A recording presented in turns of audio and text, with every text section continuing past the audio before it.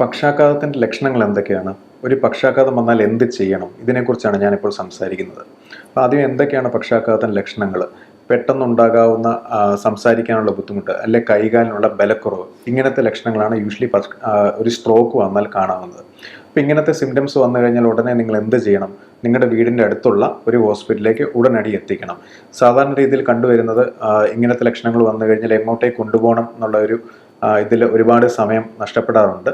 പക്ഷേ നമ്മൾ കണ്ടുവരുന്ന 90% സ്ട്രോക്കുകളും ബ്ലഡ് വെസലിലെ ബ്ലോക്ക് മൂലം ഉണ്ടാകുന്നതാണ്.